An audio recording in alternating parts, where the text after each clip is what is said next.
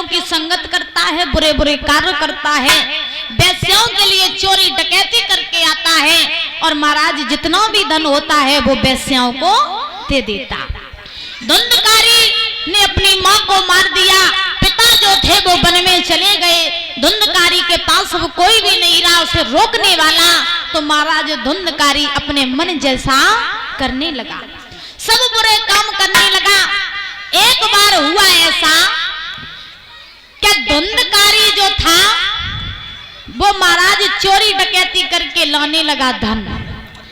तो वेश्याओं ने एक दिन ये बात सोची, वेश्याएं आपस में कहने लगी, रात का समय था कि बहना ये धुंधकारी जो है वो इतना बड़ा पापी है, ये चोरी डकैती करके लाता है और जितना भी धन होता है ये हमें दे देता, और किसी न किसी दिन तो ये धुंधकारी पकड़ा ही जाएगा परीक्षित महाराज।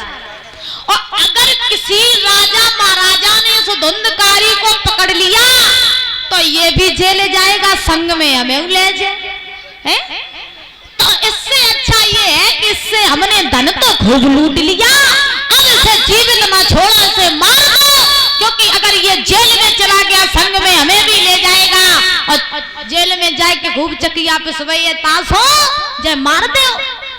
महाराज रात का समय वेश्याओं ने योजना बनाई और धुंधकारी बीच आंगन में लेटा हुआ था, तो वेश्याओं ने क्या किया कि महाराज धुंधकारी के दोनों हाथ और पैर बांध दिए और बांध करके लाठी ले आकर के धुंधकारी के गर्दन पे रख दी।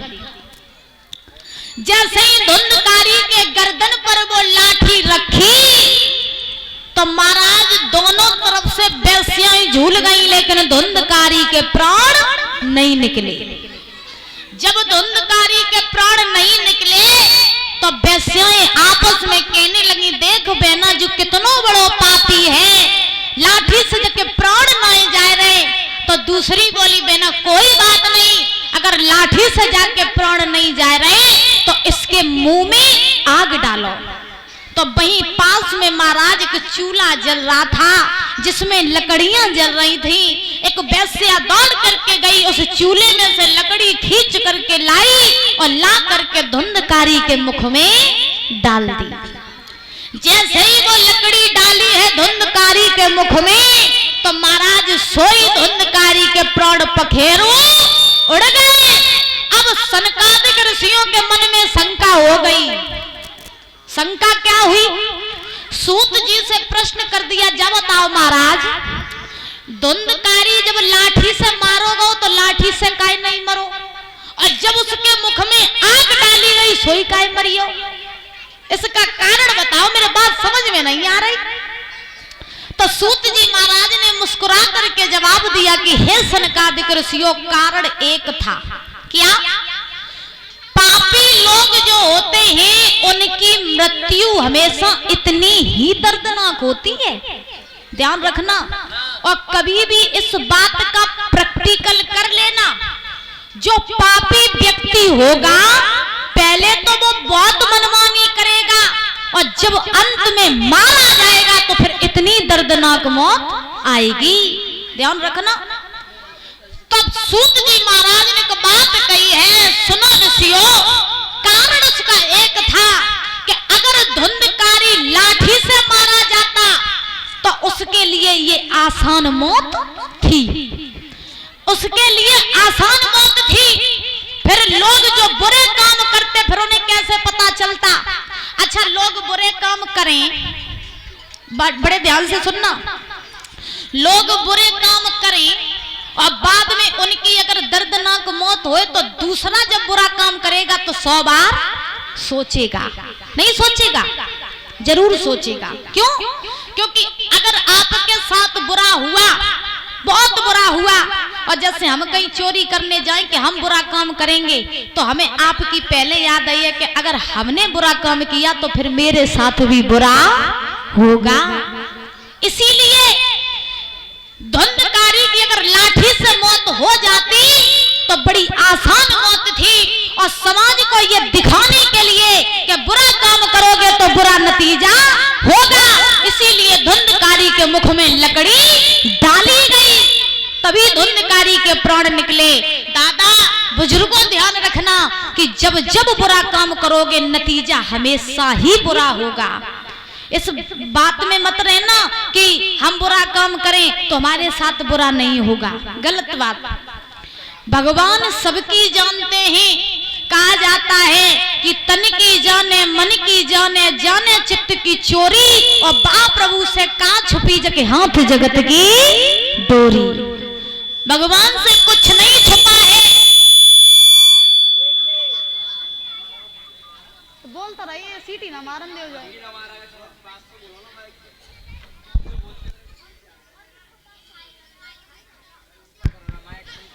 महाराज ध्यान रखना, भगवान सबकी जानते हैं।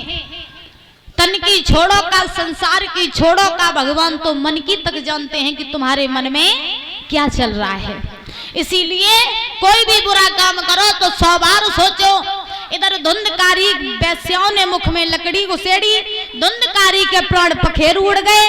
महाराज धुंधकारी को मुक्ति नहीं मिली, धुंधकारी प्रेत आत्मा में भटकने लगा। जब प्रेत आत्मा में भटकने लगा, एक बार महाराज गौकड़ जो रहे, सो गौकड़ महाराज ने देखा कि बहुत दिन हो गए हम अपने नगर में नहीं गए, चलो चल करके देखना चाहिए कि मेरे नगर के हाल क्या है। गौकड़ महाराज आए और आ करके जैसे ही अपने नगर में आए, नगर के लोगों से पता चला कि आत्मदेव जो थे वो वन में चले गए भजन करने के लिए। धुंधली जो थी उसने धुंधकारी के अत्याचारों से आत्महत्या कर ली, मर गई। तो महाराज गौकड़ ने जब ये बातें सुनी बड़ा दुख हुआ। दुख होने के बाद में गौकड़ महाराज अपने महल में प्रवेश कर गए। वहीं पर आंगन में 4 पाई लेटी थी, गौकड़ महाराज लेट गए। जैसे ही गौकड़ महाराज लेटे ही सोई महाराज धुंधकारी प्रेत आत्मा में आ करके गौकड़ महाराज के सामने कहीं भैंसे का रूप बना लेता, कहीं कुत्ते का रूप बना लेता, और नाना प्रकार के रूप बना करके गौकड़ महाराज के सामने आने लगा।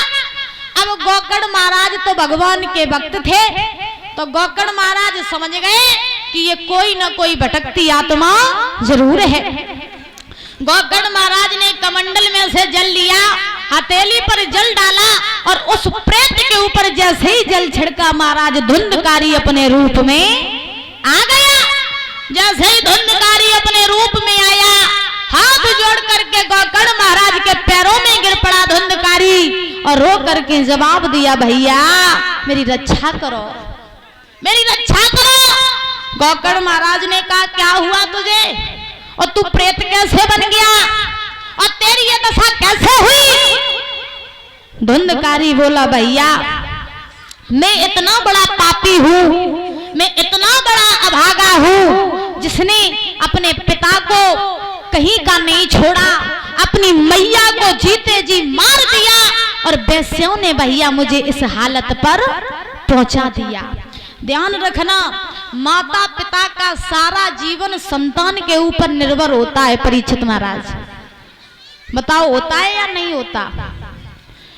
माता पिता का सारा जीवन संतान के ऊपर निर्भर होता है। माता पिता क्या सोचते कि मेरी संतान बड़ी होकर के मेरा नाम रोशन करेगी, लेकिन ध्यान रखना, नाम रोशन आपकी संतान तभी करेगी जब आप उसके अंदर अच्छे संस्कार, अच्छे विचार डालोगे।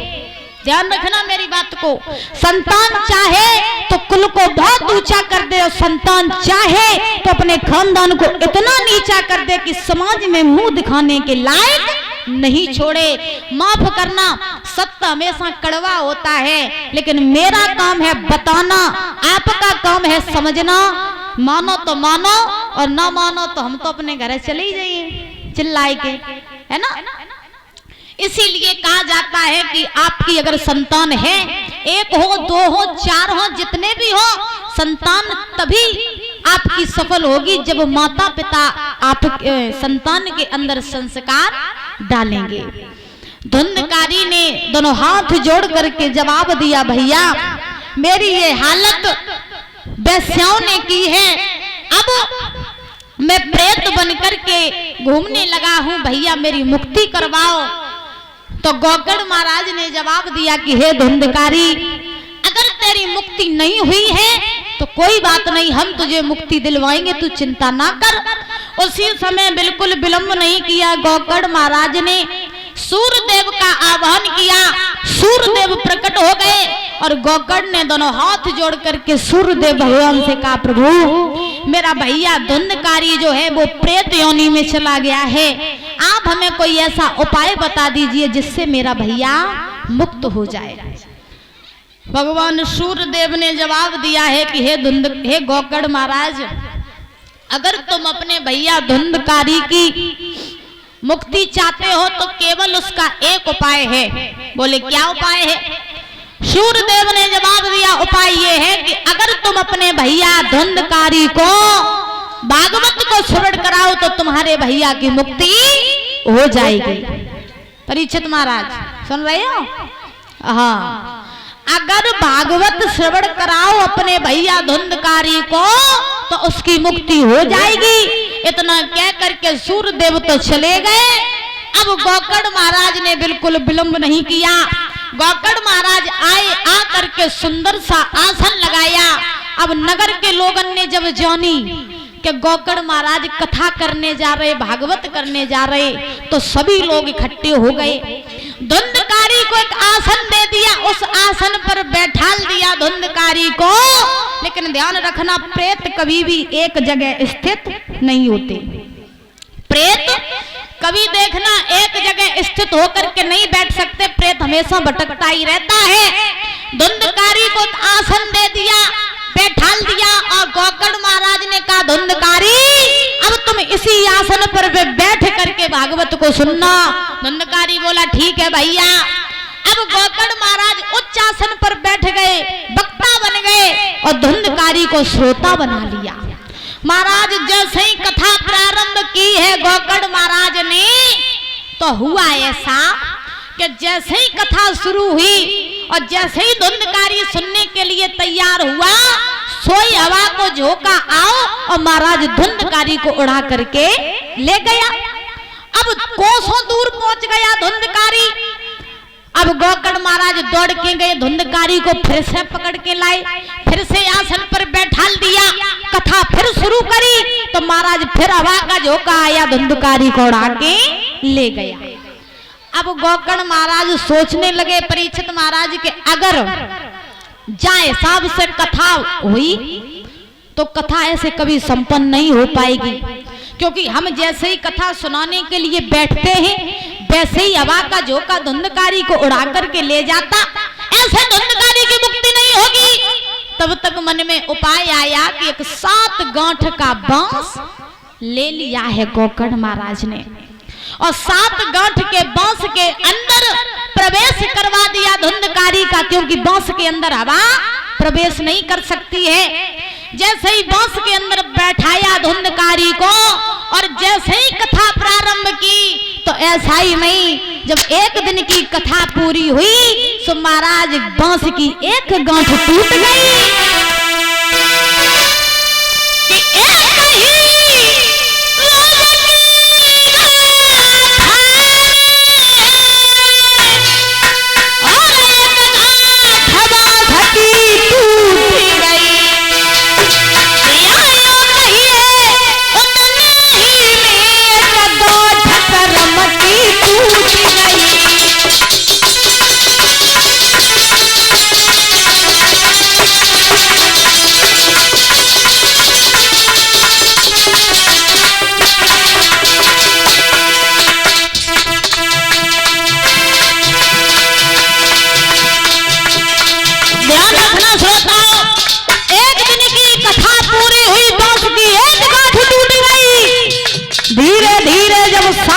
की कथा पूरी हुई, बांस की 7 गांठें टूट गई।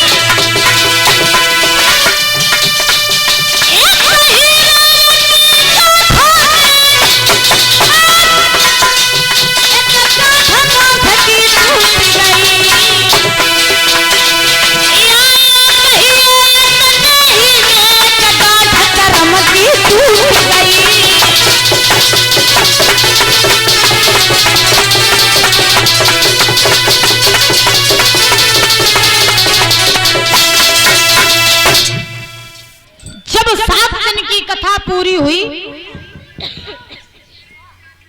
उस बांस की 7 गांठें टूट गई। जैसे ही 7 गांठें टूटी, सोई महाराज धुंधकारी उस बांस से निकल करके आज मुक्त हो गया, उसकी मुक्ति हो गई। भगवान के विमान आए हैं धुंधकारी को लेने के लिए और धुंधकारी को अपने विमान में बैठाल करके आज चले गए हैं भगवान के दूत। बोले गोविंद भगवान की। इस प्रकार से जब गोकर्ण महाराज ने 7 दिन की कथा सुनाई है धुंधकारी को, तो महाराज धुंधकारी की मुक्ति हो गई। जब धुंधकारी की मुक्ति हुई तो धुंधकारी को तो भगवान के विमान आए लेने के लिए सो धुंधकारी चला गया। अब गोकर्ण महाराज जैसे ही अपने आसन पे से उठे और उठ करके जैसे ही चलने लगे, सोई महाराज गांव के नगर के जितने लोग रहे सो गोकर्ण महाराज को घेर के खड़े हो गए और परीक्षित महाराज को बात कही। जब बताओ गोकर्ण महाराज का तुम्हारे भाई ने अकेली कथा सुनी, कथा तो हमने भी सुनी, फिर भगवान के विमान हमारे लिए क्यों नहीं आए, तुम्हारे भैया को क्यों लेकर के गए, हमें भी भागवत सुनाओ और मेरी भी मुक्ति करवाओ, ये गलत बात है, तुमने नाइंसाफी की है हमारे साथ। गोकर्ण महाराज ने कहा रुके रहो, रुके रहो। क्या कह रहे हो कि तुम्हारा भाई तुमने अपने भैया की मुक्ति करवा दी और तुम्हारी क्यों नहीं हुई? तो सुनो हम तुम्हें बताएं कि क्यों नहीं हुई। धुंधकारी ने एक आसन पर बैठ करके बिना खाए पिए 7 दिन कथा को सुना। क्या तुमने ऐसा किया?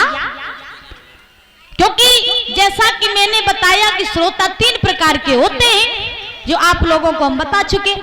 तो कोई किसी भाव से पंडाल में बैठा है, कोई भक्ति के भाव से बैठा है, कोई किसी भाव से बैठा है, कोई यहाँ बातें करने के लिए आता है।